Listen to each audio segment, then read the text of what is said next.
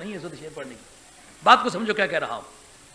جس نے رسول کو رسول مانا ہے لیکن اختیار نہیں مانا, اس نے مانا رسالت کا انکار کیا. کیونکہ رب نے یہ بات واضح کی ہے, ہم نے کوئی رسول کے ٹائٹل سے بھیجا ہی نہیں. جو رسول تو ہوا ہو لیکن اس کی اطاعت نہ کی جاتی ہو. لیطاع یہ فعل مضارع مجہول ہے اور مبنی و مفعول اعلی نائب از لازم مدام ہست حرف صیغہ اعلی سماعی در کلام. فعل لازم کبھی اس سے کبھی فعل مجہول آیا نہیں کرتا. فعل مجہول اس سے آتا ہے جو فعل متعدی ہو, یعنی پیسو وائس جو ہے وہ ہمیشہ ٹرانزٹیو ورب کا آتا ہے. انٹرانزٹیو ورب کا کیا مطلب, بات سمجھ آ رہی ہے نہیں سمجھ آ رہی. امپیریٹو پالیسی ہے, یعنی بالادستی کی پالیسی ہے. یہ منت سماجت کی پالیسی نہیں کہ تم ہماری بات مان لو. نہیں, اگر اطاعت کرے گا تو مرضی سے کرے, نہیں تو کان سے پکڑ کے کروائیں گے. ہاں لیطاع کے معنی کیا ہے مولوی صاحب؟ بات نہیں خیال سی پہ آئی, بات کو نوٹ کرو حضرت. یہ معنی نہیں ہے کہ پرسویسو پالیسی سے, ترغیبی پالیسی سے. نبی کے آپشن میں ہے, نبی کے اختیار میں ہے. چاہے تو وہ اپنی جابرانہ پالیسی کو استعمال کرے, چاہے تو اپنی ناسخانہ پالیسی کو استعمال کرے. چاہا تو کیا کیا؟ ابو جہل کے بارے میں آپ نے ناسخانہ پالیسی اختیار کی, جابرانہ پالیسی نہیں اختیار کی. سراقہ بن مالک قتل کرنے کو آیا, کہا سراقہ تو مجھے قتل کرنا چاہتا ہے اور میں تیرے بازو میں شہنشاہ ایران کے بازو کے کنگن پہنانا چاہتا ہوں. اب وہ جو فیصلہ تھا زبان نبوت کا, سراقہ بن مالک کے بارے میں البدایہ والنہایہ, عماد الدین ابن کثیر ابن تیمیہ کا شاگرد, کتاب میرے پاس موجود, حوالہ لگا ہوا ہے. کہتے ہیں کہ سراقہ بن مالک بیوری زندگی میں بڑے بڑے مہالک میں, بڑے بڑے خوفناک مرحلوں میں اور بڑے بڑے موت و حیات کی کشمکش کے جو اکھاڑے تھے ان میں بے دردانہ اترتے رہے. تو کسی دوست نے پوچھا کہ اے سراقہ بن مالک, تم یار موت سے ڈرتے نہیں ہو, یہ ماجرا کیا ہے؟ اس نے کہا موت سے میں کیا ڈروں, نبی پاک علیہ الصلوۃ والسلام کی زبان نے فیصلہ کر دیا ہوا ہے, جب تک شہنشاہ ایران کے بازوؤں کے کنگن اتر کے میرے بازوؤں میں پہنائے نہیں جاتے, اس وقت تک آسمانوں کی بجلیاں اور دریاؤں کے طوفان بھی میری موت نہیں پا.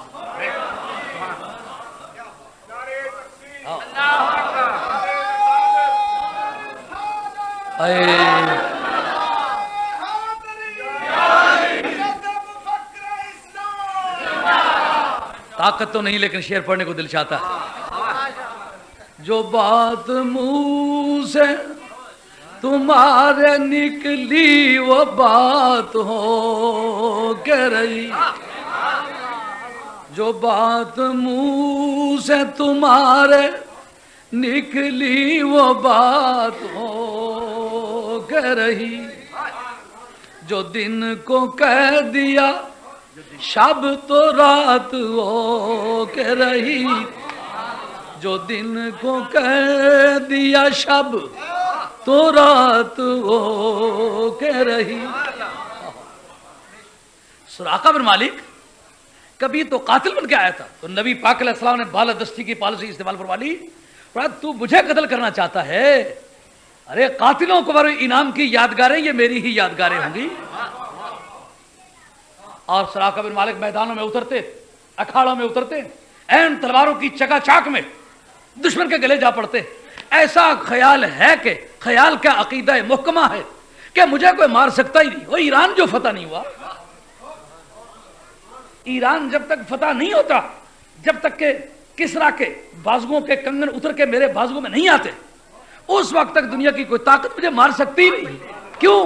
جو بات منہ سے تمہارے نکلی وہ بات ہو کے رہی, جو دن کو کہہ دیا شب تو رات ہو کے رہی. اب دور فاروقی ہے, ایران فتح ہوتا ہے, شہنشاہ ایران کے بازوؤں کے کنگن اترتے. مولانا سونا تو حرام کیا جا چکا ہوا ہے, سونے کی حرمت کے بعد کا یہ واقعہ. ہاں, کون ہے اس کی امپلیمنٹیشن کرنے والا, اس کا نفاذ کرنے والا کون ہے؟ جناب فاروق اعظم, جو حق اور باطل کی تمیز میں یکتائے روزگار ہے. وہ آدمی ہے. سوال اٹھا کہ سونا حرام ہو چکا ہوا ہے, تو اب اس کو پہنائیں یا نہ پہنائیں؟ انہوں نے کہا پہنائیں گے, اور سراقہ بازو اونچے کر لو, इसको घोड़े पर सवार करो, दियारे पाके मदीना में फिराओ। और क्यों फिराओ? कि जो बात मुंह से तुम्हारे निकली वो बात हो कर। जलूस का भी ये सबूत आए। और लोगों देखो, और ये कंगन पहने हुए हैं शहनशाह ईरान के बाजुओं के, पहनने वाला कौन है? सुराका है। पहनाने वाला कौन है? फारूक आजम है। और सोना हराम हो चुका हुआ है, फिर पहनाते क्यों हैं? कहा वो पिछली उम्मत में लोग आएंगे जो नबी को बेख्तियार कहेंगे। मैं ये अकीदा रखता हूं कि नबी को हलाल करने का भी इख्तियार है, नबी को हराम करने का भी इख्तियार है, और नबी को किसी की मौत को रोक देने का भी इख्तियार है। जो बात मुंह से तुम्हारे निकली वो बात हो के रही। जो बात मुंह से तुम्हारे निकली वो बात हो के रही। जो दिल को कह दिया शब तो रात हो के रही।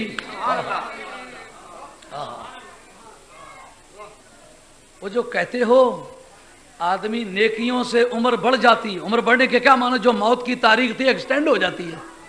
अगर छोटी मोटी नेकियों में उम्र बढ़ा लेने की और मौत को टहल देने की आदत है, तो नबी की हैसियत एक नेकी जितनी भी नहीं समझते हो। जो बात मुंह से तुम्हारे निकली वो बात हो के रही। जो दिल को कह दिया शब तो रात हो के रही। एक तमहीदी मुकदमा अर्ज करते करते फिसला हूं एक जगह से। वो क्या? कि जूजू नबी का दायरा नबूवत और दायरा रसालत फैलता जाता है, तो साथ साथ नबी की ड्यूटीज, नबी के फराइज भी बढ़ते जाते हैं, नबी के इख्तियारात भी बढ़ते जाते हैं, नबी का इल्म भी बढ़ता जाता है। जो नबी जिस दायरा नबूवत का नबी था, उसको उस दायरे का इल्म भी था, उस दायरे का उसके पास इख्तियार भी था, उस दायरे के बारे में नबी की ड्यूटीज भी थी। अब जिस वक्त हज़रत सय्यद आलम अलैहिस्सलाम से पहले आने वाले अंबिया और मुरसलीन जिस जिस कौम की तरफ आते रहे, तो जितना उस कौम का दायरा होता रहा, कम अज कम उस नबी का इल्म उतना जरूर होता रहा। ज्यादा होने को कोई अमर माने नहीं है, लेकिन उतना इल्म होना जरूरी है।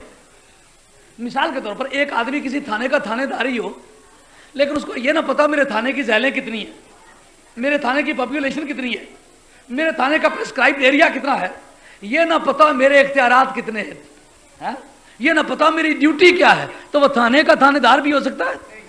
उसके पास तो सिर्फ एक इंतजामिया की ड्यूटी है, अदलिया की ड्यूटी उसकी नहीं है, मुकन्नना की ड्यूटी नहीं है, वो तो एक इंतजामिया का आदमी है।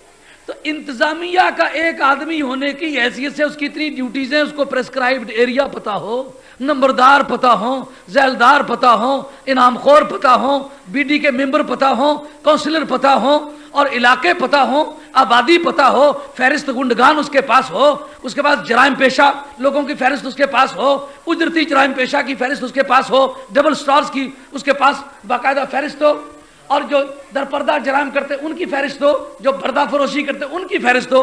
अगर उस सब चीजों की फहरिस्त न हो तो थाने में कामयाबी के साथ थानेदारी नहीं कर सकता। तो जालिमो इस बात को क्यों नहीं सोचते हो, नबी के इख्तियारात पर गुफ्तगू करने वालों, कि एक थाने का थानेदार इतने हकायक से बाखबर न हो तो कामयाबी के साथ थानेदारी की ड्यूटी डिस्चार्ज नहीं कर सकता। तो जो नबी अपने दायरा नबूवत के मामलात से बेखबर हो, वो अपनी नबूवत के फराइज को किस तरह अदा करेगा?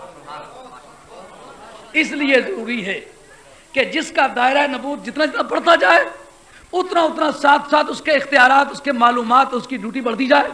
अब मेरे नबी के बारे में यह समझने की बात है, मेरा नबी यूनिवर्सल है, मेरा नबी आलमगीर है। तो नबी हो आलमगीर, तो जिसका वो नबी हो उसके बारे में उसको जहालत हो, तो इल्म, जहालत और नबूवत दोनों इकट्ठी होगी। ये कुल्लियैन मुतबायिनैन में से है। नबूवत और जहालत को इकट्ठा होने की आदत नहीं है, ये मुतजादियात में से है। नबी होगा तो जाहिल नहीं होगा, जाहिल होगा तो नबी नहीं होगा। जहालत और नबूवत दोनों को इकट्ठा होने की आदत नहीं है। क्यों भाई, बात समझ आ रही है? اب جس وقت میرے محبوب صلی اللہ علیہ وسلم کی باری آئی, پوچھا کہ ذرا بتا دیجئے کہ دائرہ نبوت میرے نبی کا کیا ہے, تاکہ میں اپنے نبی کے دائرہ اختیار کو جان لوں. سرکار دو عالم علیہ السلام کے بارے میں قرآن عظیم نے کہا, تبارک الذی نزل الفرقان علی عبدہ لیکون للعالمین نذیرا. برکت والی ہے وہ ذات جس نے اپنے بندے پر کتاب نازل فرمائی, فرقان نازل فرمایا, کرائیٹیرین, معیار, سٹینڈرڈ. یعنی جس کو پیر کو, فقیر کو, صوفی کو, درویش کو پرکھنا ہو, قرآن کے ترازو پہ چڑھا کے دیکھیں. قرآن کے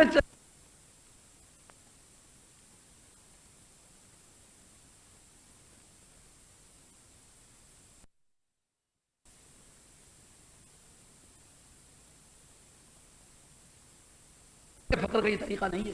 اس کو کتاب اللہ اور سنت رسول اللہ پہ پورا اترنا ہوگا. تو جس کو استنجا کرنے کا ڈھنگ نہ آتا ہو, ہاں, محض اعزازی سرٹیفکیٹ مریدوں کو دھوکہ دینے کے لیے لیا ہوا ہو, پیری کے لیے تو فٹ نہ ہوگا نا. قرآن نے فرقان کہا ہے, معیار ہے, ترازو ہے, اس پر پرکھو, جتنی قیمت کا ہوگا وہ یہ بتائے. اگر سمجھے اس کے بغیر ہی کام چل جاتا ہے, اس کے بغیر نبی کا نہ چلا تو اس کا کیوں چلے؟ اور بات سمجھا رہی ہے دوستوں, نہیں سمجھا رہی ہے؟ اگر نبی کا مشن قرآن مجید کی تعلیمات کو نافذ کیے بغیر نہیں پورا ہوتا تو وہ پیری کہاں سے درآمد ہوئی ہے جو قرآن مجید کو ساری زندگی کے لیے کہتے تنہائی ڈال دے. ہاں, کہتے تنہائی ہے. عربی میں کو گالیاں نکالے تو بھی کہتے قرآن مجید پڑھ رہا. وہ ایک مرتبہ لکھنؤ کے علاقے کے جاٹ دیہاتی کسی قاری صاحب سے ملنے گئے, تو قاری صاحب آگے بیٹھے ہوئے تھے, انہوں نے سلام دعا کیا, لیکن اتنے پرتکلف تھے وہ اردو میں ان سے کہنے لگے کہ ان سال آپ کے کشتزار گندم پر تقاطر امطار ہوا نہیں ہوا؟ یعنی پوچھنے کو تو یہ پوچھا کہ اس سال جو آپ نے گندم کاشت کی ہے بارش ہوئی ہے کہ نہیں ہوئی, لیکن پوچھا ایسے خوفناک الفاظ میں, امسال آپ کے کشتزار گندم پر تقاطر امطار ہوا نہیں ہوا؟ اب وہ مخارج اور صفات اور حبس اور حمس اور جار کی صفات اور انفتاح اور اطباق اور دوسرے صفات کو انہوں نے پورا استعمال کیا. وہ بیچارے جاٹ کہنے لگے, ابے یار باہر ہی بیٹھتے مولانا تو قرأت پڑھے ہیں, فارغ ہو جائیں. ہاں, مولانا قرآن مجید پڑھے ہیں, فارغ ہو جاتے تو بات کرتے ہیں. اللہ کریم فرماتے ہیں محبوب کریم علیہ الصلوۃ والسلام پر فرقان نازل فرمایا تاکہ لیکون للعالمین نذیرا, تاکہ وہ عالمین کا نذیر ہو. یعنی ایک عالم کا نہیں, عالمین کا نذیر.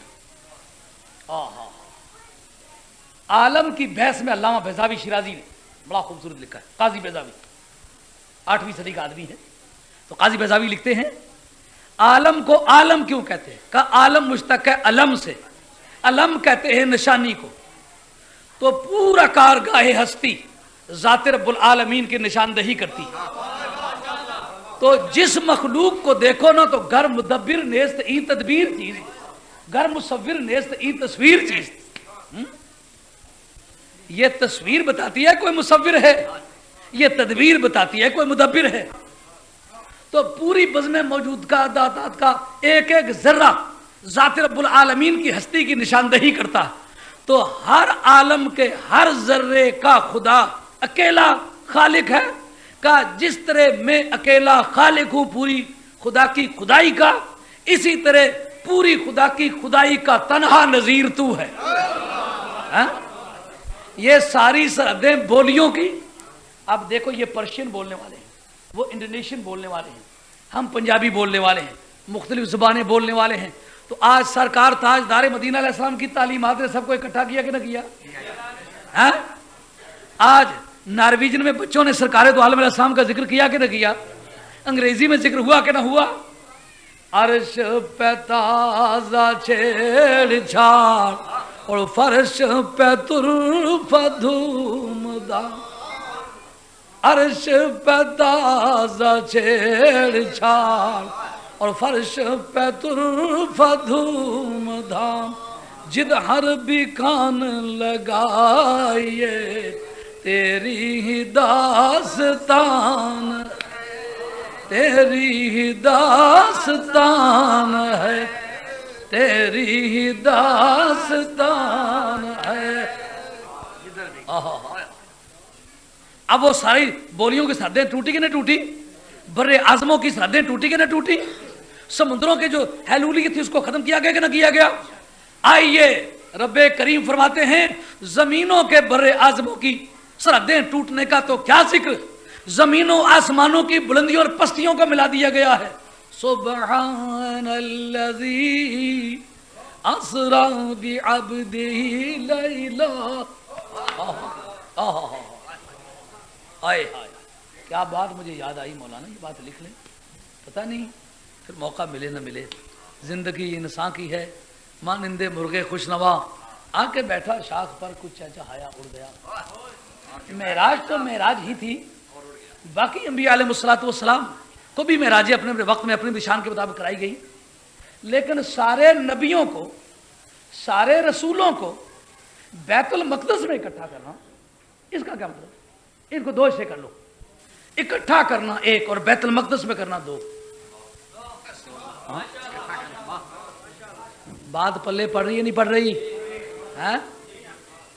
ایک اکٹھا کرنا, ایک بیت المقدس میں اکٹھا کرنا, کیونکہ قبلے ہی میں اکٹھا کرنا تھا تو مکے میں اکٹھا کر لیا جا سکتا تھا, مکے میں کیوں اکٹھا نہ کیا؟ اکٹھا کیا اور نبیوں کو جس کمشنری کا چارج لیا جانا ہونا تو اس وقت تھانے دار کو, تحصیلدار کو, مجسٹریٹ کو نہیں بلایا کرتے, اس وقت کمشنر سے چارج لیا جایا کرتا ہے. تو کمشنر سے چارج لینا پوری قوم سے چارج لینے کے برابر ہوتا ہے جو اس کے ماتحت ہوتے. اب جس وقت کے پروردگار عالم نے محبوب کریم علیہ السلام کے نام ہبہ بنایا تو جو لاف گفٹ ہے اس میں ڈونر, ڈونی اور گفٹ, ہبہ کرنے والا واہب, اور جس کے لیے ہبہ کیا گیا موہوب لہو. آج کی عدالتوں میں موہوب لہ استعمال کرتے ہیں, حالانکہ قانونی طور پر یہ غلط ہے. آج کل عدالتوں میں موہوب لہ استعمال کرتے ہیں, لیکن وہ موہوب لہ نہیں ہوتا, موہوب لہو ہوتا ہے, کیونکہ لام تملیک کے لیے آتا ہے, اس کو مالک بناتا ہے. موہوب لہو جس کے لیے ہبہ کیا گیا, اور ایک گفٹ جو ہبہ ہے.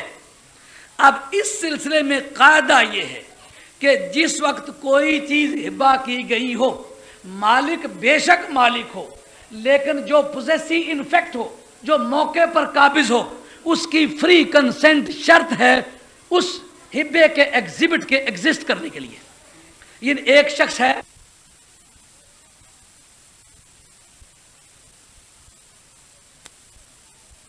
تو وہ جس کو ہبہ کر کے دیا, بات پھسلے نہیں, بڑی اچھی طرح یاد رکھے. ایک کو زید کہہ لو, زید ایک مکان دے رہا ہے کھاریاں میں, بکر کو نہیں دے رہا, مجھے دے رہا ہے, میں ہوں, آپ دے رہے ہیں, میں لے رہا ہوں, آپ واہب ہے, میں موہوب لہو ہوں. وہ کھاریاں والا مکان جو ہے وہ ہبہ ہے. اب موقع پر آپ نے ایک آدمی چھوڑا ہوا ہے جو مفت میں رہ رہا ہے, وہ پوزیسی انفیکٹ ہے, موقع پر قابض ہے. آپ وہی مکان جو کہ مجھے آپ دے رہے ہیں, وہ مجھے تو دے رہے ہیں, میں موہوب لہو ہوں, آپ واہب اصل مالک ہیں, پر موقع پر جس کا قبضہ ہے نا وہ پوزیسی انفیکٹ ہے. اب اگر آپ مجھے دے دیں لیکن موقع والا قبضہ نہ دے, میری اس کی لڑائی ہو جائے, میرا اس کا جھگڑا ہو جائے, میں زخمی ہو جاؤں, حالانکہ میں مالک بن گیا ہوں, مجھے ہبہ کر کے دیا گیا ہے, لیکن کیس میرے خلاف ہو جائے گا کہ پوزیسی انفیکٹ پر تم نے جبر کیوں کیا. سمجھ آئی بات؟ نبی کریم علیہ السلام کی تشریف آوری سے پہلے سارے انبیاء و مرسلین جس خطے کے رسول بنا کے بھیجے گئے تھے وہ پوزیسی انفیکٹ تھے, موقع کے قابضین وہ تھے. کہا اب وہ ساری یونٹیں توڑ کے 1 یونٹ بنانے لگے, 1 یونٹ بنانے لگے. تو آؤ سارے, پر کسی راستے میں یہ چارج دیا جا سکتا تھا نہیں. کہا یہ قاعدہ ہے کہ جس وقت کوئی بڑا کام کرنا ہو مقام مقدس میں کھڑے ہو کے کرتے ہیں. الوے وفاداری اٹھاتے ہیں نا تو کسی امپورٹنٹ مقام پر چل کر کے اٹھاتے ہیں کہ وہاں چلو, وہاں چل کر کے اٹھاؤ. چونکہ قیامت کے میدان میں نظام معدلت عدالت قائم ہونے والی ہے بیت المقدس شریف میں. تو قیامت کے میدان میں جو